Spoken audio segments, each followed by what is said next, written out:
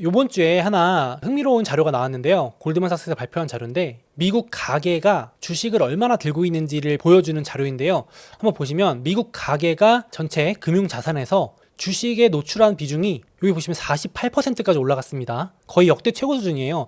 언제 이후로 고점이냐면은 닷컴 버블 절정 때. 그래서 골드만삭스가 이제 가계가 증시에 너무 많이 노출돼 있어가지고 증시 변동에 되게 취약할 것 같다라는 경고성으로 낸 자료인데, 근데 저는 이걸 보면서 좀 다른 생각이 들더라고요. 제가 이제 약간 긍정 편향 쪽으로 좀 쏠려서 그럴 수도 있는데, 제가 좀 다르게 해석해 보자면은 이렇게까지 가계가 주식에 많이 노출돼 있으면 올해 대선을 앞두고 있는 미국 행정부가 주식을 폭락하게 놔두기 쉽지 않겠다 라는 저는 생각이 좀 더 들더라고요. 어떻게 보시나요? 그래서 야, 쟤는 너무 긍정론자인데 이렇게 생각하실 수 있는데, 그냥 합리적으로 생각해 봤을 때 올해 대선을 앞두고 재선 앞두고 꼭 대통령이 되고 싶은 바이든 대통령이, 바이든이 아니어도 누가 와도 나는 대통령이 되고 싶은데 지금 표를 들고 있는 유권자들의 대부분이 주식에 엄청나게 많이 베팅을 하고 있다, 많이 늘리고 있다, 노출이 심하다, 증시 하락을 그냥 두고 볼 수 있을까, 혹은 증시 하락을 유도할 수 있을까, 쉽지 않지 않을까, 저는 이제 이런 생각도 들더라고요. 왜냐면 사실은 뭐 굳이 한국하고 비교하자면 한국은 부동산 비중이 엄청나게 높잖아요. 주식 비중보다 압도적으로 부동산 비중이 높으니까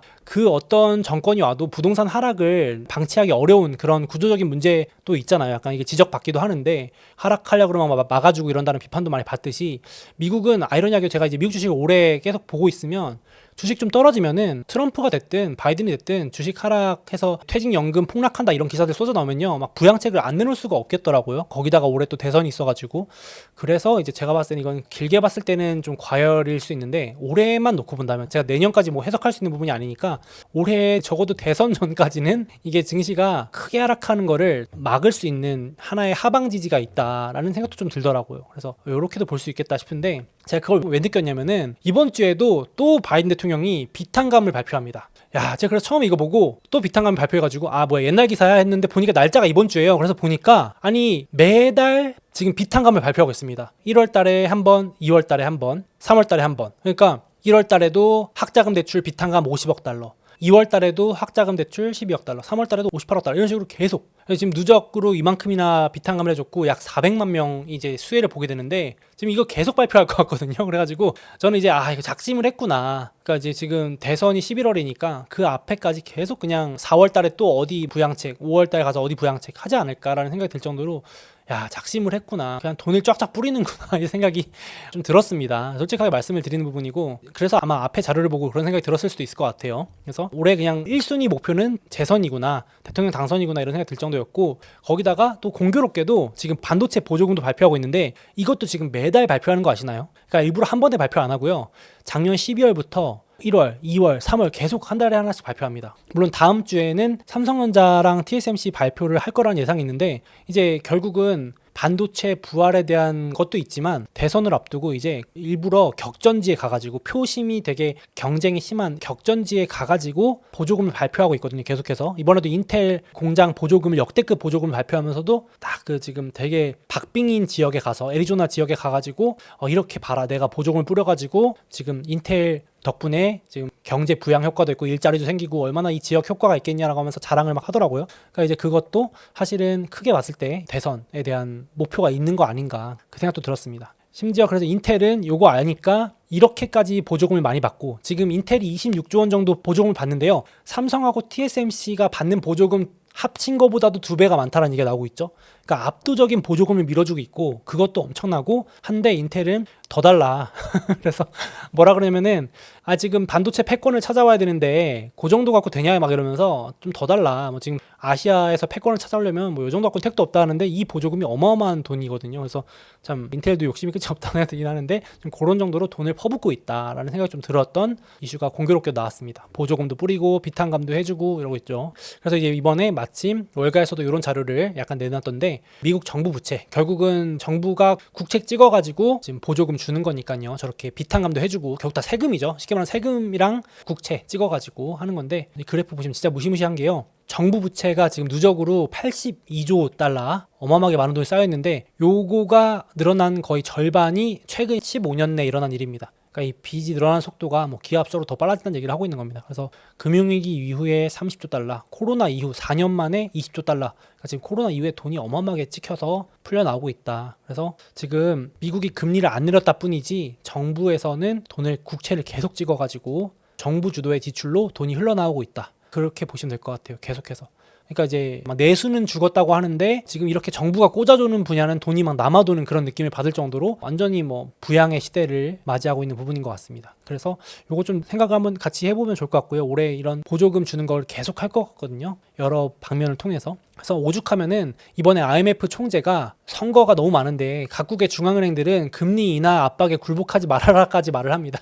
그러니까 제발 그 정부의 각국에서 정부가 막 압박을 할 텐데 돈 좀 풀어라 이러면서 압박을 할 텐데 지금 이러다가 물가 난리 나겠다. 선거 있다고 막 돈 풀지 말아라고까지 블로그에 글을 막 올리면서 경고의 문구를 날릴 정도로. 근데 뭐 막을 수 있는 방법이 없죠. 전 세계 지금 60개국이 직간접적인 선거를 하는데 우리나라도 지금 이제 선거 앞두고 있듯이 전 세계가 지금 다 선거권에 있기 때문에 선심성 정책, 돈 풀기 정책을 다 하고 있다 얘기를 하고 있습니다. 그래서 이제 투자 관점에서는 어느 쪽으로 정부가 돈이 꽂히는가 역시 더 쏠리는 것 같아요. 계속해서. 그래서 역시 미국의 바이든이 선언한 것처럼 반도체 패권국 지위를 찾기 위해서 할 수 있는 건 역시 반도체 쪽에 돈 꽂아주는 거, 막대한 돈 보조금 뿌리는 거. 그래서 반도체 주식들 계속 좋은 것 같고요. 지금 쏠림이 지속되고 있죠. 그래서 지금은 좀 다른 데로 분산보다는 주도주 장세가 계속 이어지고 있는 부분이라서 이렇게 좀 말씀을 드릴 수 있을 것 같고, 반도체 ETF 또는 미국의 반도체 부활 관련주들을 계속 주목해서 보셔야 될 것 같고, 그리고 역시 제조업 부활 관련주 메이드 인 아메리카 부활시키겠다 선언했고 실제로 돈을 꽂아주고 있기 때문에 인프라법 그리고 이제 미국 제조업 부활 관련 법들을 다 통과시켜 놓고 보조금 뿌리고 올해 내내 계속 발표하기 때문에 관련 주들이 계속 앞서 나가고 있습니다. 그래서 중장비, 건설, 건축, 그리고 인프라 관련 ETF가 시장을 계속 아웃퍼폼하고 있으니까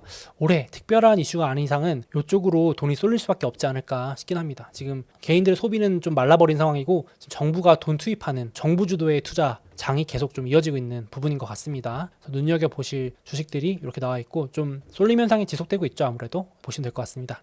그래서 지금 미국만 그런 게 아니라 중국도 정부 주도 지출이 코로나 이후 최대치입니다. 엄청나게 늘리고 있어요. 정부가. 그러니까 민간에서 못하기 때문에 지금 정부가 총대 메고 돈 찍어가지고 국채 찍어가지고 꽂아주는 겁니다. 정부가 부양하는 시대가 맞는 것 같습니다. 그래서 어쩔 수 없이 정부가 어느 쪽으로 돈을 꽂아주는지를 계속 보시는 장세가 이어질 것 같습니다. 당분간은 금리를 본격적으로 내리기 전까지는. 그래서 제가 상반기까지는 이런 흐름이 계속 이어지지 않을까라고 일단은 시나리오를 그렇게 짜놓고 보고 있습니다. 갑자기 뭐 민간의 소비가 좋아지거나 이런 흐름은 보일 수가 없기 때문에 이렇게 시나리오를 좀 보고 대응하고 있습니다. 정부가 꽂아주는 쪽, 돈이 흘러가는 쪽이 계속 될 것 같다. 그래서 오늘 한번 그렇게 잠깐 얘기를 해봤는데요. 요거 보시고 일단은 미국이 가계가 너무 주식 많이 샀으니까 고점 아닌가요? 이거 고점 시그널 같은데요? 라고 하실 수 있는데 분명히 그렇게도 보실 수 있는데 일단 제 생각에는 올해는 하방은 어느 정도 좀 막아주는 부분이 있지 않을까라는 생각도 좀 조심스럽게 해보고 그래서 올해는 조금 사고 팔고 이런 단타성 투자보다는 선거나 유동성 기대감, 증시는 기대감을 움직이니까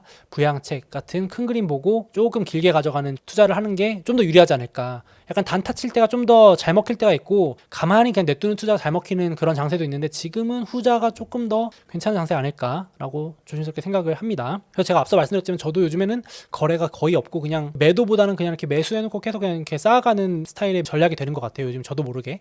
그래서 대선 있는 해는 증시 상승 확률이 매우 높은데 실제로 지금 매우 좋게 가고 있습니다. 그래서 보통은 3년 차만큼은 아니어도 4년 차에 좋다라는 평이 많은데 작년에 증시가 24.3% 올랐거든요. 작년에 정말 강했죠. 근데 올해도 플러스 1 확률이 높다고 보면은 지금 10% 정도 올랐는데 물론 확률 게임이니까 뭐 통계 갖고 뭐 이렇다 저렇다 할 수 없는데 긍정적으로 볼 수 있지 않을까 생각이 듭니다. 그래서 역시 마음 편한 건 시장 지수니까 또 머리 아프다 하시는 분들은 S&P 500, 나스닥, 다우 지수 보셔도 되고 또 조금 더 적극적으로 공부하시는 분들은 앞서 말씀드린 관련 주식들도 한번 보시면 좋을 것 같아요. 그래서 정리해봤고 마지막으로 제가 아까 단기 지금 뭐 사고 팔고 이런 것보다는 올해는 조금 길게 가져가는 게 좋을 것 같다 말씀을 드렸는데 마침 또 어떤 분이 자료를 주신 거 잠깐 보니까 이거 그냥 참고하시라고 넣어놨습니다. 워렌 버핏이 이런 말을 했더라고요. 주식시장은 카지노와 반대다. 더 오래 플레이할수록 승리할 확률이 높아진다. 그래서 저도 한때는 막 단타 치면서 타이밍을 노려보려고 하고 그래서 초과 수익을 엄청 내보려고 노력을 했었던 부분인데 그것도 진짜 쉽지는 않더라고요. 이게 운때도 맞아야 되고 물론 제가 실력이 부족해서 할 수도 있는데 제가 막 타이밍을 맞추려고 할수록 점점 더 도박처럼 베팅을 하고 제가 진짜 카지노처럼 베팅을 하고 있더라고요. 이렇게 약간 하우스만 좋은 일 시켜주는, 우리로 치면 증권사만 좋은 일 시켜주는 일을 하고 있더라고요. 그래서 이제 조금 점점점 거래 빈도를 낮추고 좀 더 이렇게 굵직한 매수 매도 정도만 하는 편인 것 같은데 이렇게 막 단기로 짜잘짜잘하게 카지노처럼 타이밍 맞추는 거 안 하는데 그런 관련된 자료입니다. 이게 승률이 오래 투자할수록 유리하다. 미국 주식은 특히나 보유 기간이 1년만 넘어가도 수익 확률이 80%, 5년만 넘어가도 90%, 10년 투자하면 수익 날 확률이 95%까지 올라간다. 15년 투자하면 100% 수익률이 날 정도로 미국 증시, 물론 15년 투자 정말 쉽지 않은 거 저도 알고 있습니다만은 그래도 적어도 카지노처럼 플레이하지는 않는 게 낫겠죠. 그래서 또 좋은 문구가 있어서 가져와 봤습니다. 요거는 미국 증시 73년 동안의 수익률인데 73년 동안 확실히 하락도 물론 있었지만 수익이 날 확률이 훨씬 높았다라는 의미를 하는 자료입니다. 긍정적인 자료죠. 그래서 이것도 참고로 보시고 이제 나중에 그 조정이나 하락 올 때 또 한번 열어보셔도 좋을 것 같고 저도 그때 한번 더 보여드릴게요. 지금은 강세장이니까 당연한 얘기라고 하실 수 있겠지만 또 하락장도 잘 이겨내야 되니까 조정장이나 이렇게 한번 보시면 좋을 것 같습니다. 자, 다음으로 벌써 2024년 2분기가 시작됩니다. 그래서 2분기에도 또 저와 함께 좀 더 투자 공부 열심히 해보실 분들께서는 제가 또 유튜브 외에도 별도로 다양한 의견과 자료들을 드리고 있는 텔레그램 소수의견 관심 가져보시면 어떨까 싶은데요. 아무래도 유튜브에서는 수시로 이런 다양한 자료들을 전달해 드리는데 약간의 한계가 있기 때문에 제가 이런 텍스트 형태로 조금 더 빠르고 다양한 자료들을 전달 드리는 채널입니다. 그래서 중요한 이슈나 또 시황 관련돼서 제가 코멘트 드리고 또 꼭 봐야 될 매일매일 나오는 주요 지표들 관련해서 점검해 드리고 있고요. 그리고 제가 자체적으로 만든 주요 자료들을 제공해 드리고 있고 또 그 외에도 꼭 보셔야 될 월가의 주요 자료라던가 또 증권사에서 나온 제가 엄선한 리포트들 요약해서 정리해 드리고 있습니다. 그 외에도 이런 식으로 주간 상세 브리핑이라던가 유튜브에서는 아무래도 모두 다 말씀드리지 못하는 부분에 대해서 소수의견 채널에서 말씀을 드리고 있으니까요. 관심 있으신 분들은 영상 더보기나 고정 댓글에 링크 보시고 또 참여 신청해 주시면 좋을 것 같습니다.